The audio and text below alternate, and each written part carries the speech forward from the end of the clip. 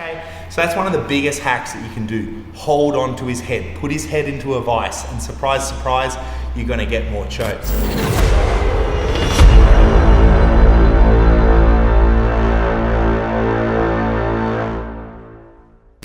Hey guys, Professor Tom, this is Matt Rice from Victor Harbour BJJ. We're going to have a look today about increasing our finishing rate from the back. 2 quick hacks that are going to absolutely revolutionize your finishing percentages from the back. So if I've got Matt's back, okay, we've all been told that this is meant to be the most dominant position in Jiu-Jitsu, yet how many people get here and this guy fights for his life not to get choked? And I'm like, yeah, I'm on his back, I've technically won, but I can't finish this guy when he just doesn't want to be finished. So there's 2 things that will really help you from this position when it comes to finishing. And believe it or not, I'm not going to be talking about things like getting rid of one of his hands. I think especially when you're a beginner, trying to get your leg up over their arms has a tendency to just make your back control even worse. So the first thing I would say when it comes to attacking the back is that when you're trying to attack the neck, okay? So we're trying to get some rear naked choke type thing in position. You think, I'm trying to squeeze his head off, I'm trying to cut his head off. So if you imagine if this is a saw and I'm trying to cut that head off, I have to hold it still. I can't just have it like loose. You can't just cut a piece of wood without holding it down somewhat or putting it in a vise. So if I want to choke this neck, and I want to choke this guy's head off, I need to put his head in a vise. And that vise is my head on this side and my front delt and bicep on the other side. And when you learn that, all of a sudden, the head stays still. So instead of me trying to choke him here and his head can move a little bit, once I've got him here and look at my head pushing into the bicep, all of a sudden, there's less space.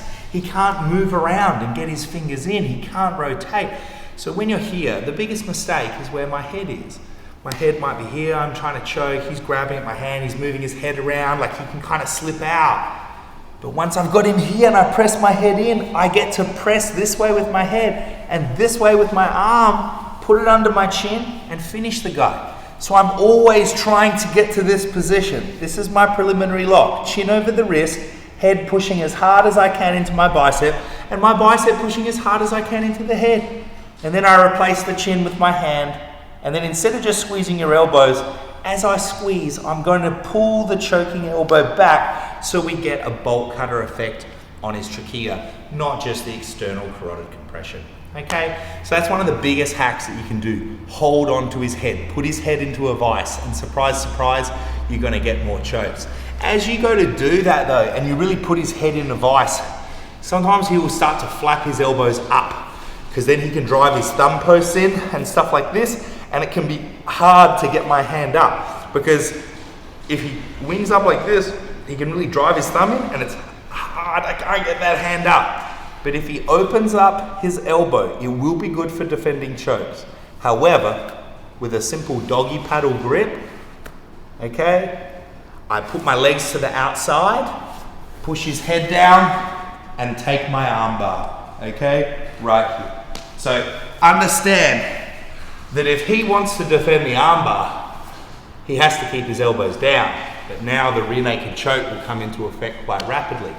But now the guy is tired of those chokes, so he's got his hands up. Well, now is quite easy to go for my arm bars, okay? So you'll find your arm bar attacks and your back attacks work together. Of course, sometimes I'll be here on the back and I'll go for an arm bar and he holds his hands together.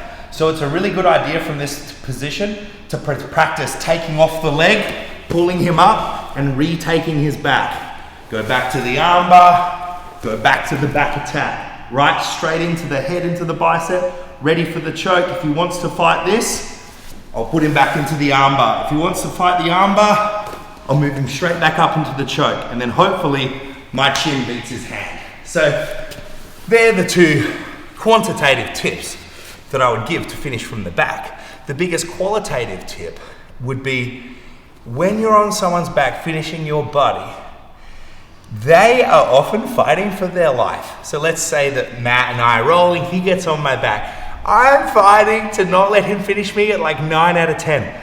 But because he's in a dominant position and only needs to finish, he's only often fighting at a 4 out of 10. And you think, well, it's a dominant position, he should still be able to finish you. But not really. You know, the world's fastest man and I can start in a race, but if he only goes at 4 out of 10 pace and I go at 9 out of 10, I might beat that guy. And that's what happens on the back all the time. Mr. and Mrs. Nice Guy are on the back, and then you've got crazy guy or girl defending the choke. And so if you're not fighting them with the same level of intensity, don't think that the back will just be magically dominant. But if you can combine your arm bars and controlling the head, you are going to have your finishing rate go through the roof. And then if you're struggling, don't forget, you should be trying as hard as them. Okay, I hope you guys finish from the back more after this. Don't forget, subscribe to the channel. You can check out my social media or thegrapplingacademy.com for free courses and premium courses that aren't on YouTube. I appreciate all your support, guys, and I hope to meet some of you on the mat soon. Take care.